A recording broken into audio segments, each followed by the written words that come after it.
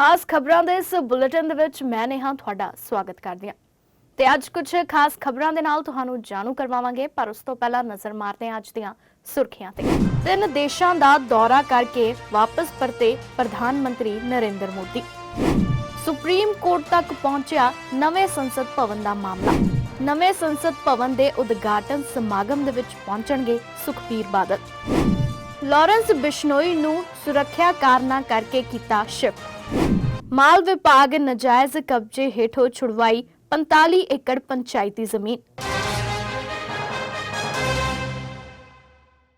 हुण खबरां विस्तार दे नाल।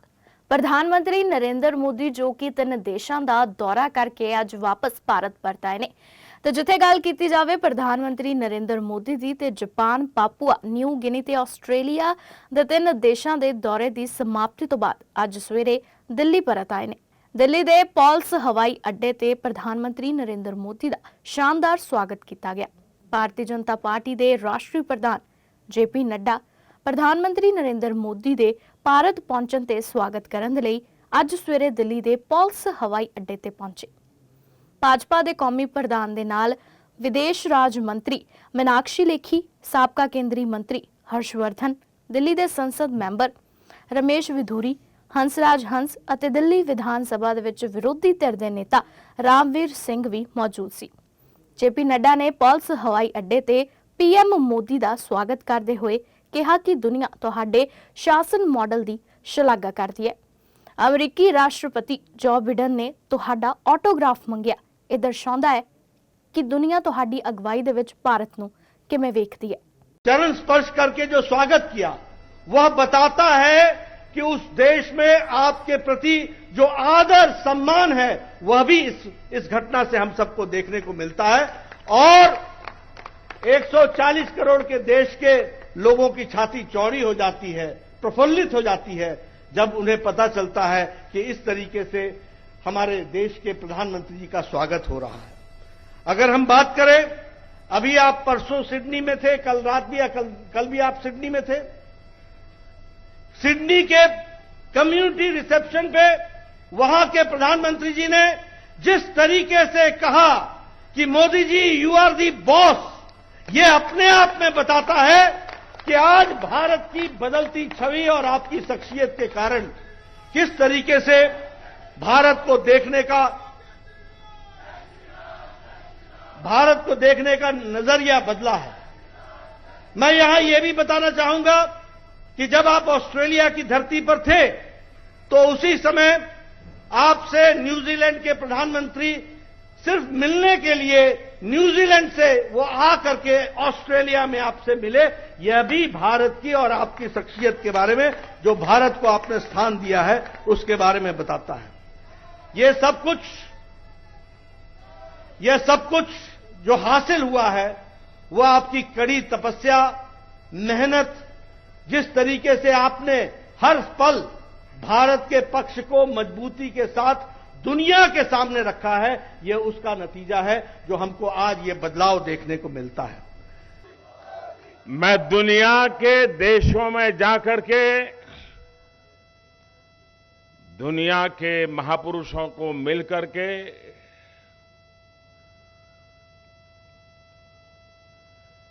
हिंदुस्तान के सामर्थ्य की बात करता हूं, हिंदुस्तान की युवा पीढ़ी की टैलेंट की चर्चा करता हूं और अवसर मिलने पर भारत कैसे खिल उठता है, भारत के नौजवान कैसा पराक्रम करके दिखाते हैं, ये बात मैं दुनिया में जाकर के बताता हूं। ये बात मेरे खाते में इतनी जाती है कि ये बताते समय मैं संकोच नहीं करता हूं। मेरे देश की महान संस्कृति का गौरवगान करते समय मैं आंखें नीचे नहीं करता हूं, आंखें मिला करके दुनिया से बात करता हूं।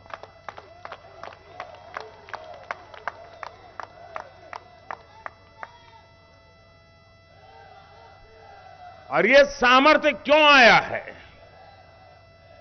ये सामर्थ्य इसलिए है क्योंकि हमारे देश ने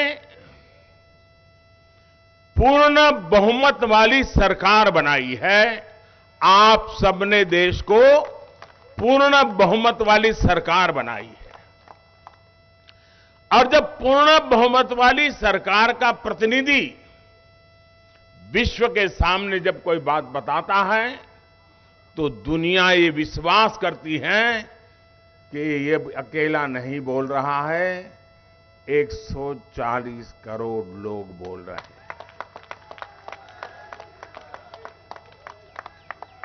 ਨਵੇਂ ਸੰਸਦ ਭਵਨ ਦੇ ਉਦਘਾਟਨ ਦਾ ਮਾਮਲਾ ਇਸ ਵੇਲੇ ਸੁਪਰੀਮ ਕੋਰਟ ਦੇ ਵਿੱਚ ਪਹੁੰਚਦਾ ਹੋਇਆ ਨਜ਼ਰ ਆ ਰਿਹਾ ਹੈ। ਜੇਕਰ ਗੱਲ ਕੀਤੀ ਜਾਵੇ ਨਵੇਂ ਸੰਸਦ ਭਵਨ ਦੀ ਤੇ ਉਦਘਾਟਨ ਦਾ ਮਾਮਲਾ ਹੁਣ ਸੁਪਰੀਮ ਕੋਰਟ ਦੇ ਵਿੱਚ ਪਹੁੰਚ ਗਿਆ। ਸੁਪਰੀਮ ਕੋਰਟ ਦੇ ਵਿੱਚ ਦਾਇਰ ਇੱਕ ਜਨਹਿਤ ਪਟੀਸ਼ਨ ਦੇ ਵਿੱਚ ਮੰਗ ਕੀਤੀ ਗਈ ਕਿ ਸੰਸਦ ਦੀ ਨਵੀਂ ਇਮਾਰਤ ਦਾ ਉਦਘਾਟਨ ਰਾਸ਼ਟਰਪਤੀ ਦੁਆਰਾ ਕੀਤਾ ਜਾਣਾ ਚਾਹੀਦਾ ਹੈ। ਮਹੱਤਵਪੂਰਨ ਗੱਲਾਂ ਇਹ ਨੇ ਕਿ ਵਿਰੋਧੀ ਪਾਰਟੀਆਂ ਨੇ ਪ੍ਰਧਾਨ ਮੰਤਰੀ ਨਰਿੰਦਰ ਮੋਦੀ ਦੁਆਰਾ ਸੰਸਦ ਭਵਨ ਦੇ ਉਦਘਾਟਨ ਦਾ ਵਿਰੋਧ ਕਰਦੇ ਹੋਏ ਪ੍ਰੋਗਰਾਮ ਦਾ ਬਾਈਕਾਟ ਕਰਨ ਦੀ ਗੱਲ ਕਹੀ। ਅੱਜ ਸੁਪਰੀਮ ਕੋਰਟ 'ਚ ਇੱਕ ਜਨਹਿਤ ਪਟੀਸ਼ਨ ਦਾਇਰ ਕਰਵਾਈ ਗਈ।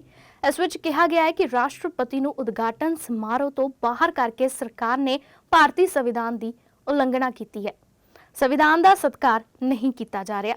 ਇਸ ਦੇ ਵਿੱਚ ਮੰਗ ਕੀਤੀ ਗਈ ਕਿ ਸੰਸਦ ਦੀ ਨਵੀਂ ਇਮਾਰਤ ਦਾ ਉਦਘਾਟਨ ਰਾਸ਼ਟਰਪਤੀ ਦੇ ਵੱਲੋਂ ਕੀਤਾ ਜਾਵੇ। ਦਰਅਸਲ 28 ਮਈ ਨੂੰ ਦੁਪਹਿਰ 12 ਵਜੇ ਪੀਐਮ ਮੋਦੀ ਨਵੇਂ ਸੰਸਦ ਭਵਨ ਦਾ ਉਦਘਾਟਨ ਕਰਨਗੇ। ਇਸ ਤੇ ਕਾਂਗਰਸ ਨੇਤਾਵਾਂ ਅਤੇ ਕਈ ਹੋਰ ਵਿਰੋਧੀ ਨੇਤਾਵਾਂ ਦਾ ਮੰਨਣਾ ਹੈ ਕਿ ਪ੍ਰਧਾਨ ਮੰਤਰੀ ਦੀ ਬਜਾਏ ਜੇਕਰ ਰਾਸ਼ਟਰਪਤੀ ਨੂੰ ਉਦਘਾਟਨ ਕਰਨ ਦਾ ਮੌਕਾ ਦਿੱਤਾ ਜਾਵੇ ਤੇ ਇਹ ਜ਼ਿਆਦਾ ਵਧੀਆ ਹੈ। ਕਾਂਗਰਸ ਦਾ ਕਹਿਣਾ ਹੈ ਕਿ ਨਵੇਂ ਸੰਸਦ ਭਵਨ ਦਾ ਉਦਘਾਟਨ ਰਾਸ਼ਟਰਪਤੀ ਨੂੰ ਹੀ ਕਰਨਾ ਚਾਹੀਦਾ ਹੈ। द्रौपदी मुर्मू ਦੇ ਵੱਲੋਂ ਨਵੇਂ ਸੰਸਦ ਭਵਨ ਦਾ ਉਦਘਾਟਨ ਲੋਕਤੰਤਰੀ ਕਦਰਾਂ ਕੀਮਤਾਂ ਅਤੇ ਸੰਵਿਧਾਨਕ ਮਰਿਆਦਾ ਪ੍ਰਤੀ ਸਰਕਾਰ ਦੀ ਵਚਨਬੱਧਤਾ ਦਾ ਪ੍ਰਤੀਕ ਹੋਵੇਗਾ।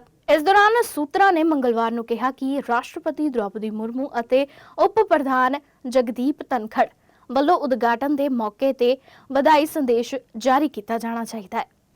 ਨਵੇਂ ਸੰਸਦ ਭਵਨ ਦੇ ਉਦਘਾਟਨ ਮੌਕੇ ਪੰਜਾਬ ਦੇ ਸ਼੍ਰੋਮਣੀ ਅਕਾਲੀ ਦਲ ਦੇ ਪ੍ਰਧਾਨ ਸੁਖਬੀਰ ਸਿੰਘ ਬਾਦਲ ਪਹੁੰਚਣਗੇ। ਉਹਨਾਂ ਦੇ ਵੱਲੋਂ ਸ਼ਿਰਕਤ ਕੀਤੀ ਜਾਵੇਗੀ। ਕਿਹਾ ਜਾ ਰਿਹਾ ਹੈ ਕਿ ਕਾਂਗਰਸ, ਟੀਐਸਸੀ, ਸੱਪਾ ਤੇ ਆਮ ਆਦਮੀ ਪਾਰਟੀ ਸਣੇ ਦੇਸ਼ ਦੀਆਂ 19 ਵਿਰੋਧੀ ਪਾਰਟੀਆਂ ਨੇ ਪ੍ਰਧਾਨ ਮੰਤਰੀ ਨਰਿੰਦਰ ਮੋਦੀ ਦੇ ਵੱਲੋਂ 28 ਮਈ ਨੂੰ ਨਵੀਂ ਸੰਸਦ ਦੀ ਇਮਾਰਤ ਦੇ ਉਦਘਾਟਨੀ ਸਮਾਗਮ ਦਾ ਬਾਈਕਾਟ ਕਰਨ ਦਾ ਫੈਸਲਾ ਲਿਆ। ਉਧਰ ਸ਼੍ਰੋਮਣੀ ਅਕਾਲੀ ਦਲ ਦੇ ਪ੍ਰਧਾਨ ਸੁਖਬੀਰ ਸਿੰਘ ਬਾਦਲ 28 ਮਈ ਨੂੰ ਨਵੇਂ ਸੰਸਦ ਭਵਨ ਦੇ ਉਦਘਾਟਨੀ ਸਮਾਗਮ ਦੇ ਵਿੱਚ ਸ਼ਾਮਲ ਹੋਣਗੇ। ਅਕਾਲੀ ਦਲ ਦੇ ਸੀਨੀਅਰ ਆਗੂ ਡਾਕਟਰ ਦਲਜੀਤ ਸਿੰਘ ਚੀਮਾ ਨੇ ਦੱਸਿਆ ਕਿ ਨਵੇਂ ਸੰਸਦ ਦਾ ਉਦਘਾਟਨ ਮਾਣ ਵਾਲਾ ਮੌਕਾ ਹੈ ਜਿਸ ਉੱਤੇ ਸਿਆਸਤ ਨਹੀਂ ਹੋਣੀ ਚਾਹੀਦੀ।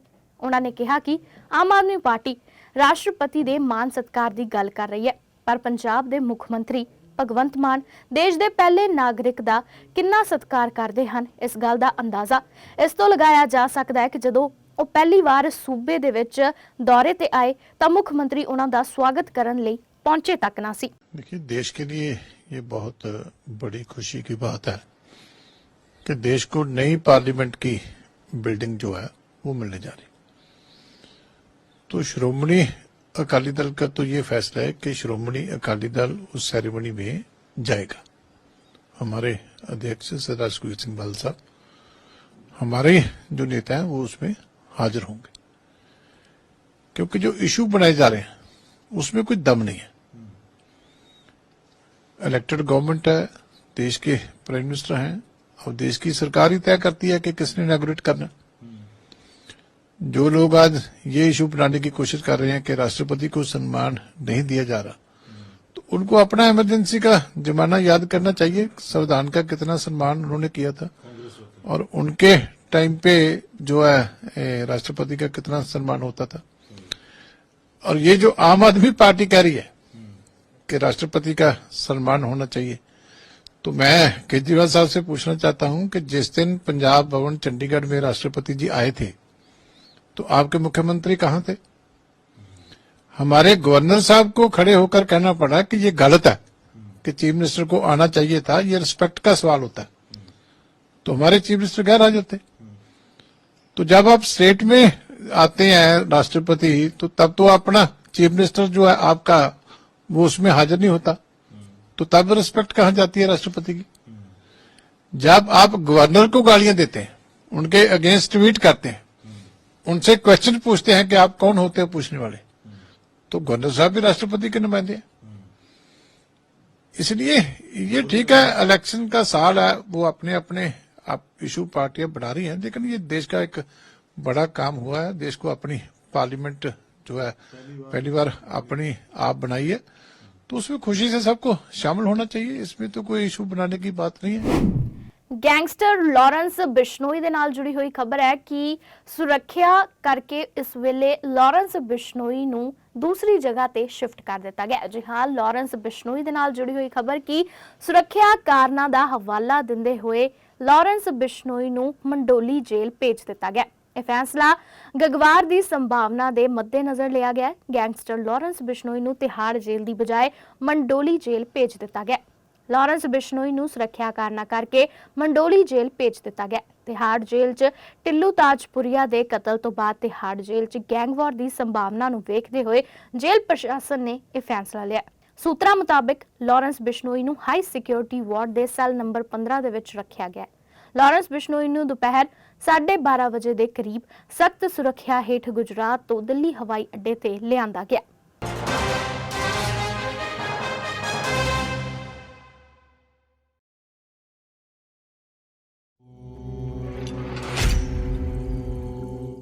नमस्कार दोस्तों, आज मैं बहुत खुश हूँ और कुछ ऐसी ही खुशी तब थी जब मेरी इकलौती बेटी रिंकी विदेश से पढ़कर भारत वापस आई।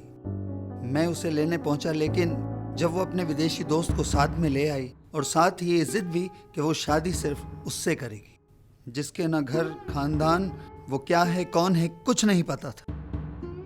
परेशान थे, अच्छे अच्छे रिश्तों को ठुकरा दिया था उसने। पर एक बार मेरी वाइफ ने मुझे सजेस्ट किया कि एस्ट्रो गुरु गोविंदा जी हैं जो कुंडली देखकर ऐसे उपाय बताते हैं। सोचा कि क्यों ना जाकर देख ही लूं। कुछ उपाय बेटी ने किए और कुछ हम दोनों ने, और उन उपायों का ये असर हुआ। आज मेरा परिवार बहुत खुश है, बहुत सुखी है। आज वो अच्छे कैरियर में है, अपना कैरियर बना रही है। मैं एस्ट्रो गुरु गोविंदा जी का तहे दिल से शुक्रगुजार हूँ। धन्यवाद गुरु जी।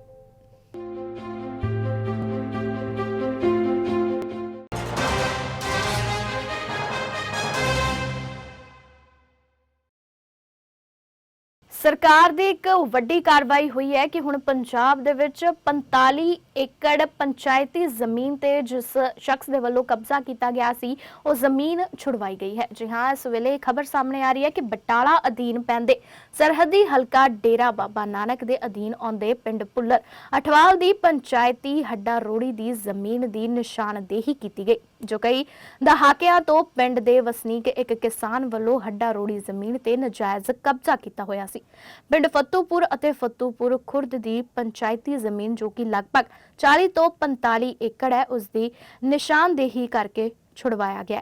ਇਸ ਸੰਬੰਧੀ ਪਿੰਡ ਦੇ ਸਰਪੰਚ ਬਲਜੀਤ ਸਿੰਘ ਅਤੇ ਆਮ ਆਦਮੀ ਪਾਰਟੀ ਦੇ ਸਰਕਲਰ ਪ੍ਰਧਾਨ ਕਮਲਜੀਤ ਸਿੰਘ ਨੇ ਦੱਸਿਆ ਕਿ ਦੋਵਾਂ ਪਿੰਡਾਂ ਦੀ ਪੰਚਾਇਤ ਜ਼ਮੀਨ ਸਾਂਝੀ ਹੋਣ ਕਰਕੇ ਅਸੀਂ ਵੀਡੀਓ ਡੇਰਾ ਬਾਬਾ ਨਾਨਕ ਨੂੰ ਲਿਖਤੀ ਸ਼ਿਕਾਇਤ ਕੀਤੀ ਸੀ ਕਿ ਸਾਡੇ ਦੋਹਾਂ ਪਿੰਡਾਂ ਦੀ ਜ਼ਮੀਨ ਦੀ ਨਿਸ਼ਾਨਦੇਹੀ ਕਰਕੇ ਅਤੇ ਉਸ ਦੀ ਤਕਸੀਮ ਕਰਕੇ ਪਿੰਡ ਦੀ ਪੰਚਾਇਤ ਨੂੰ ਦਿੱਤੀ ਜਾਵੇ, ਜਿਸ ਤੇ ਤੁਰੰਤ ਕਾਰਵਾਈ ਕਰਦੇ ਹੋਏ ਪ੍ਰਸ਼ਾਸਨ ਨੇ ਜ਼ਮੀਨ ਦੀ ਨਿਸ਼ਾਨਦੇਹੀ ਕਰਦੇ ਹੋਏ ਪੰਚਾਇਤ ਦੀ ਜ਼ਮੀਨ ਕਿਸਾਨ ਦੇ ਨਜਾਇਜ਼ ਕਬਜ਼ੇ ਹੇਠੋਂ ਛੁਡਵਾਈ ਅਤੇ ਪੰਚਾਇਤ ਦੇ ਹਵਾਲੇ ਕਰ ਦਿੱਤੀ। ਠੀਕ ਹੈ ਜੀ, ਇਹਨਾਂ ਨੇ ਦਿਖਾ ਦਿੱਤੀ ਸੀ ਪੰਚਾਇਤੀ ਪੈੜੀ ਘਟਾਉਣ ਵਾਸਤੇ, ਉਹਦੇ ਮੁਤਾਬਕ ਆਪਾਂ ਪਿੰਡ ਫਤੂਪੁਰ ਨਿਸ਼ਾਨਦੇਹੀ ਕਰਨ ਆਏ ਆ ਤੇ ਕਾਰਵਾਈ ਸ਼ੁਰੂ ਹੋਈ ਹੈ। ਕਿੰਨਾ ਦਰਖਾਸਤ ਦਿੱਤੀ ਸਰ? ਦਰਖਾਸਤ ਆਈ ਜੇ ਆਪਣੇ ਵੀਡੀਓ ਆਪਣੇ ਪੰਚਾਇਤ ਅਫਸਰ ਡੇਰਾ ਬਾਬਾ ਨਾਨਕ ਵੱਲੋਂ ਮਾਰਕ ਹੋ ਗਈ। ਕਿੰਨੇ ਰਕਬੇ ਤੇ ਜਿਹੜੀ ਨਿਸ਼ਾਨਦੇਹੀ? ਪੰਚਾਇਤੀ ਰਕਬਾ ਇਹਨਾਂ ਨੇ ਨਾਜਾਮਦੀ ਨੱਥੀ ਜੇ, ਜਿੰਨੀ ਵੀ ਪੰਚਾਇਤ ਦੀ ਪੈੜੀ ਹੋਏਗੀ ਸਾਰੀ ਕੱਟਾਂਗੇ। ਵੀ ਸਾਡੇ ਜਿਹੜੇ ਮਾਨਯੋਗ ਕੈਬਨਿਟ ਮੰਤਰੀ ਕੁਲਦੀਪ ਸਿੰਘ ਧਾਲੀਵਾਲ ਆ, ਉਹਨਾਂ ਦੇ ਸਾਡੇ ਫਤੂਪੁਰ ਦੀ ਜਿਹੜੀ ਹੈਗਾ ਉਹਨਾਂ ਦੀ ਨੌਲੇਜ ਦੇ ਵਿੱਚ ਆ।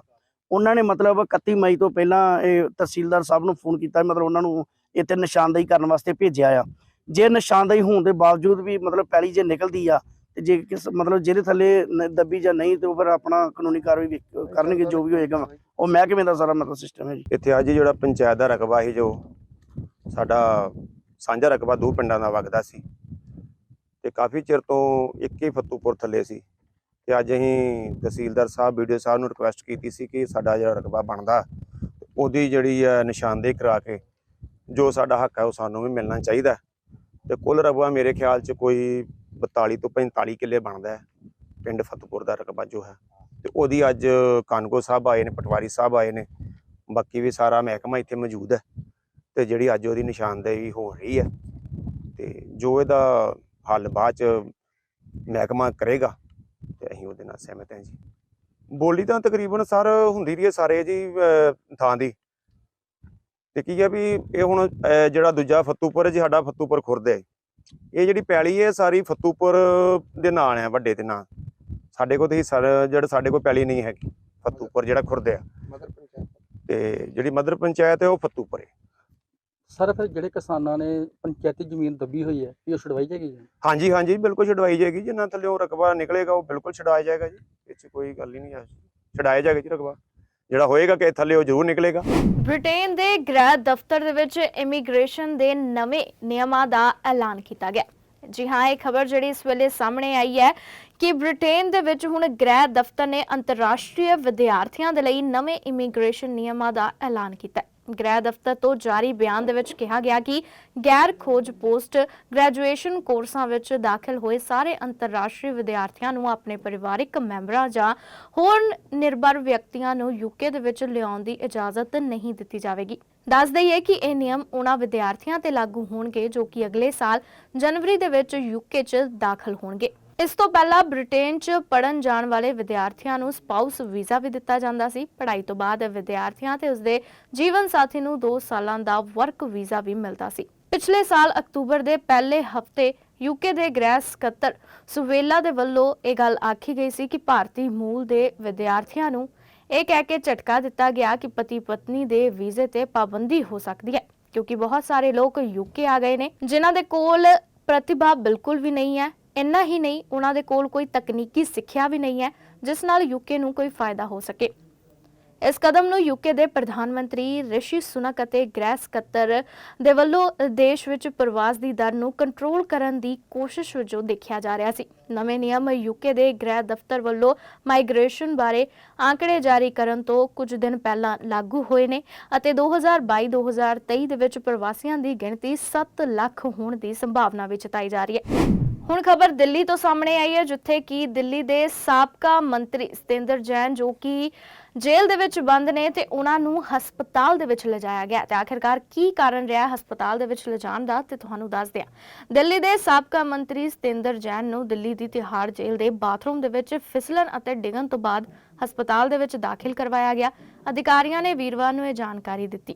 ਪਿਛਲੇ ਸਾਲ ਤੋਂ ਤਿਹਾੜ ਜੇਲ੍ਹ ਦੇ ਵਿੱਚ ਬੰਦ ਜੈਨ ਨੂੰ ਮਾਮੂਲੀ ਸੱਟਾਂ ਮਗਰੋਂ ਦੀਨ ਦਿਆਲ ਉਪਾਧਿਆਏ ਹਸਪਤਾਲ ਦੇ ਵਿੱਚ ਦਾਖਲ ਕਰਵਾਇਆ ਗਿਆ, ਜਿੱਥੇ ਉਹਨਾਂ ਨੂੰ ਡਾਕਟਰਾਂ ਦੀ ਨਿਗਰਾਨੀ ਹੇਠ ਰੱਖਿਆ ਗਿਆ।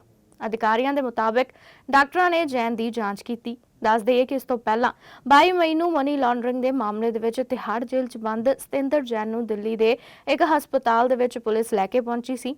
ਜੇਲ੍ਹ ਅਧਿਕਾਰੀਆਂ ਨੇ ਦੱਸਿਆ ਸੀ ਕਿ ਜੈਨ ਨੇ ਸ਼ਿਕਾਇਤ ਕੀਤੀ ਕਿ ਉਹਨਾਂ ਦੀ ਰੀੜ੍ਹ ਦੀ ਹੱਡੀ ਦੇ ਵਿੱਚ ਦਰਦ ਹੈ ਤੇ ਅਦਾਲਤ ਵਿੱਚ ਉਹਨਾਂ ਦੇ ਵਕੀਲ ਨੇ ਦੱਸਿਆ ਕਿ ਜੈਨ ਦਾ ਵਜ਼ਨ 35 ਕਿਲੋ ਘਟ ਗਿਆ। ਜੇਲ੍ਹ ਸੂਤਰਾਂ ਦਾ ਕਹਿਣਾ ਹੈ ਕਿ ਸਤਿੰਦਰ ਜੈਨ ਨੇ ਜੇਲ੍ਹ ਪ੍ਰਸ਼ਾਸਨ ਨੂੰ ਚਿੱਠੀ ਲਿਖ ਕੇ ਆਪਣੀ ਬਿਮਾਰੀ ਨੂੰ ਲੈ ਕੇ ਦੂਜੇ ਡਾਕਟਰਾਂ ਤੋਂ ਰਾਏ ਲੈਣ ਦੀ ਬੇਨਤੀ ਕੀਤੀ ਸੀ। ਉਸ ਤੋਂ ਬਾਅਦ ਜੇਲ੍ਹ ਪ੍ਰਸ਼ਾਸਨ ਨੇ ਸੋਮਵਾਰ ਨੂੰ ਉਹਨਾਂ ਨੂੰ ਪੁਲਿਸ ਟੀਮ ਦੀ ਸੁਰੱਖਿਆ ਦੇ ਵਿੱਚ ਹਸਪਤਾਲ ਭੇਜਿਆ ਸੀ।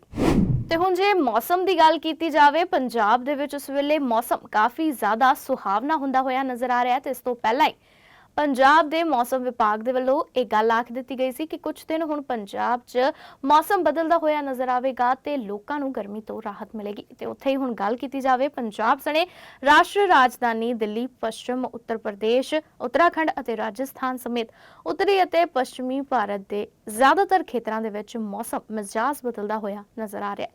ਪੰਜਾਬ 'ਚ ਬੀਤੀ ਰਾਤ ਹਨੇਰੀ ਦੇ ਨਾਲ ਕੁਝ ਥਾਵਾਂ ਤੇ ਹਲਕਾ ਮੀਂਹ ਵੇਖਣ ਨੂੰ ਮਿਲਿਆ। ਪਾਰਾ ਵੀ ਹੇਠਾਂ ਡਿੱਗਦਾ ਹੋਇਆ ਨਜ਼ਰ ਆਇਆ। ਲੋਕਾਂ ਨੂੰ ਅੱਤ ਦੀ ਗਰਮੀ ਤੋਂ ਰਾਹਤ ਮਿਲੀ ਹੈ। ਫਿਲਹਾਲ ਮੌਸਮ ਵਿਭਾਗ ਨੇ ਅੱਜ ਮੀਂਹ ਪੈਣ ਦਾ ਅਲਰਟ ਜਾਰੀ ਕੀਤਾ ਹੈ। ਦੱਸ ਦਈਏ ਕਿ ਪੰਜਾਬ, ਹਰਿਆਣਾ, ਉੱਤਰਾਖੰਡ ਅਤੇ ਬਿਹਾਰ ਦੇ ਵਿੱਚ ਅੱਜ ਭਾਰੀ ਮੀਂਹ ਦਾ ਅਲਰਟ ਜਾਰੀ ਕੀਤਾ ਗਿਆ। ਇਸ ਤੋਂ ਇਲਾਵਾ ਪੱਛਮ ਬੰਗਾਲ, ਸਿੱਕਿਮ, ਅਸਾਮ, ਮੇਘਾਲਿਆ, ਮਿਜ਼ੋਰਮ ਅਤੇ ਤ੍ਰਿਪੁਰਾ ਦੇ ਵਿੱਚ ਵੀ ਅੱਜ ਤੇ ਕੱਲ ਭਾਰੀ ਮੀਂਹ ਪੈ ਸਕਦਾ ਹੈ। ਮੌਸਮ ਵਿਭਾਗ ਦੇ ਵੱਲੋਂ ਟਵਿੱਟਰ ਤੇ ਦਿੱਤੀ ਜਾਣਕਾਰੀ ਮੁਤਾਬਕ ਪੰਜਾਬ, ਹਰਿਆਣਾ, ਚੰਡੀਗੜ੍ਹ, ਝਾਰਖੰਡ ਦੇ ਵਿੱਚ ਮੀਂਹ ਦੇ ਨਾਲ ਗੜੇਮਾਰੀ ਅਤੇ ਰਾਜਸਥਾਨ ਦੇ ਕਈ ਇਲਾਕਿਆਂ 'ਚ ਧੂੜ ਭਰੀ ਹਨੇਰੀ ਵੀ ਆ ਸਕਦੀ ਹੈ।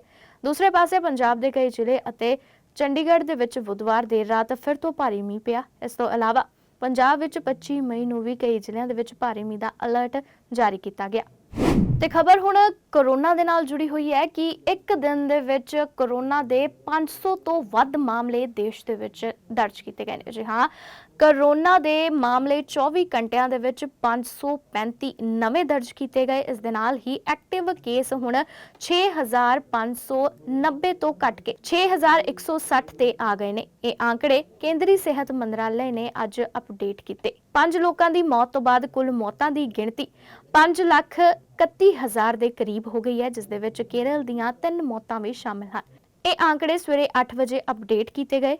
ਕੋਵਿਡ ਮਾਮਲਿਆਂ ਦੀ ਗਿਣਤੀ 4.50 ਕਰੋੜ ਦਰਜ ਕੀਤੀ ਗਈ ਹੈ। ਸਿਹਤ ਮੰਤਰਾਲੇ ਦੀ ਵੈਬਸਾਈਟ ਦੇ ਅਨੁਸਾਰ ਸਰਗਰਮ ਕੇਸਾਂ ਦੇ ਵਿੱਚ ਹੁਣ ਕੁੱਲ ਲਾਗਾਂ ਦਾ 0.01% ਸ਼ਾਮਲ ਹੈ, ਜਦੋਂ ਕਿ ਰਾਸ਼ਟਰੀ ਕੋਵਿਡ-19 ਰਿਕਵਰੀ ਦਰ 98.80% ਦਰਜ ਕੀਤਾ ਗਿਆ। ਕੋਰੋਨਾ ਇਨਫੈਕਸ਼ਨ ਤੋਂ ਠੀਕ ਹੋਣ ਵਾਲੇ ਲੋਕਾਂ ਦੀ ਗਿਣਤੀ ਵੱਧ ਕੇ 4,40,000 ਤੋਂ ਉੱਪਰ ਹੋ ਗਈ ਹੈ ਤੇ ਮੌਤ ਦਰ 1.18% ਦਰਜ ਕੀਤੀ ਗਈ ਹੈ। ਮੰਤਰਾਲੇ ਦੀ ਵੈਬਸਾਈਟ ਮੁਤਾਬਕ ਦੇਸ਼ ਵਿਆਪੀ ਟੀਕਾਕਰਨ ਮੁਹਿੰਮ ਤਹਿਤ ਦੇਸ਼ ਦੇ ਵਿੱਚ ਹੁਣ ਤੱਕ ਕੋਵਿਡ ਵੈਕਸੀਨ ਦੀਆਂ 220.60 ਕਰੋੜ ਖੁਰਾਕਾਂ ਦਿੱਤੀਆਂ ਜਾ ਚੁੱਕੀਆਂ। IPL 2023 ਦਾ ਫਾਈਨਲ ਮੈਚ 28 ਮਈ ਨੂੰ ਅਹਿਮਦਾਬਾਦ ਦੇ ਨਰਿੰਦਰ ਮੋਦੀ ਸਟੇਡੀਅਮ ਦੇ ਵਿੱਚ ਖੇਲਿਆ ਜਾਵੇਗਾ। IPL ਚੱਲ ਰਿਹਾ ਹੈ ਤੇ ਲੋਕ ਕਾਫੀ ਜ਼ਿਆਦਾ ਪਸੰਦ ਕਰਦੇ ਨੇ ਇਸ ਨੂੰ ਵੇਖਣਾ। ਤੇ ਹੁਣ ਤੁਹਾਨੂੰ ਦੱਸੀਏ ਕਿ ਕ੍ਰਿਕਟ ਬੋਰਡਾਂ ਦੇ ਪ੍ਰਧਾਨ ਵੀ ਇਸ ਦੇ ਵਿੱਚ ਸ਼ਾਮਿਲ ਹੋਣਗੇ। ਉਹਨਾਂ ਦੇ ਵੱਲੋਂ ਵੀ ਫਾਈਨਲ ਮੈਚ ਜਿਹੜਾ ਹੈ ਉਹ ਦੇਖਿਆ ਜਾਏਗਾ ਤੇ IPL 2023 ਦਾ ਫਾਈਨਲ 28 ਮਈ ਨੂੰ ਅਹਿਮਦਾਬਾਦ ਦੇ ਨਰਿੰਦਰ ਮੋਦੀ ਸਟੇਡੀਅਮ ਦੇ ਵਿੱਚ ਖੇਡਿਆ ਜਾਵੇਗਾ।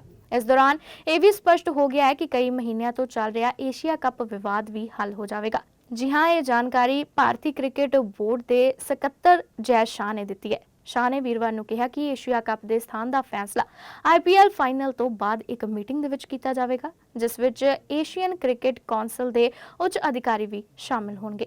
ਜੈ ਸ਼ਾਹ ਨੇ PTI ਨੂੰ ਦੱਸਿਆ ਕਿ ਏਸ਼ੀਆ ਕੱਪ ਦਾ ਸਥਾਨ ਹਾਲੇ ਤੱਕ ਤੈਅ ਨਹੀਂ ਕੀਤਾ ਗਿਆ ਹੈ। ਅਸੀਂ ਇਸ ਸਮੇਂ IPL ਦੇ ਵਿੱਚ ਰੁੱਝੇ ਹੋਏ ਸੀ, ਪਰ ਸ਼੍ਰੀਲੰਕਾ ਕ੍ਰਿਕਟ, ਬੰਗਲਾਦੇਸ਼ ਅਤੇ ਅਫਗਾਨਿਸਤਾਨ ਕ੍ਰਿਕਟ ਬੋਰਡ ਦੇ ਪ੍ਰਮੁੱਖ ਅਧਿਕਾਰੀ IPL ਫਾਈਨਲ ਦੇਖਣ ਦੇ ਲਈ ਆ ਰਹੇ ਹਨ ਤੇ ਅਸੀਂ ਇਸ ਤੇ ਚਰਚਾ ਕਰਾਂਗੇ ਅਤੇ ਢੁਕਵੇਂ ਸਮੇਂ ਤੇ ਫੈਸਲਾ ਸਾਡੇ ਵੱਲੋਂ ਜ਼ਰੂਰ ਲਿਆ ਜਾਵੇਗਾ।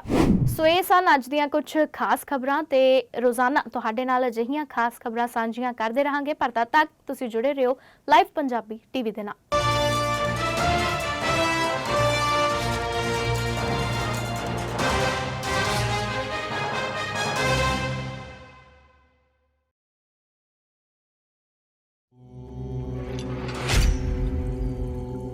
पहले मेरी लाइफ में बहुत उलझनें थी। मैं एक लड़के को पसंद करती थी और उसी से शादी करना चाहती थी। मेरे मम्मी पापा के मना करने के बावजूद मैं बस उसी की बातें सुनती थी। पर पता नहीं, जैसे ही गुरु गोविंदा जी ने मेरी कुंडली बनाकर जो मुझे बातें बताई, उसे सुनकर मुझे अपनी कही बातों पर बहुत पछतावा हुआ। मुझे एहसास हुआ कि मेरे मम्मी पापा जो भी कह रहे थे मेरे भले के लिए कह रहे थे। मुझे ये बताते हुए बहुत गर्व महसूस हो रहा है कि मैंने एस्ट्रो गुरु गोविंदा जी के उपायों को अपनाया और अपनी जीवन की परेशानियों को सरलतापूर्व हल कर लिया। अब मैं अपने सिर्फ करियर पर ध्यान दे रही हूँ और अपनी मम्मी पापा की कही सारी बातें मान रही हूँ। और मेरी बेटी मेरा कहना मानती है और इन सब चीज़ों से अपने परिवार को खुश देख के मैं बहुत खुश हूँ। धन्यवाद हो एस्ट्रो गुरु गोविंदा जी का। गुरु गोविंदा जी से मिलिए और अपनी परेशानियों का हल करें और मेरी तरह अपने सुखी परिवार के साथ खुश रहिए। धन्यवाद।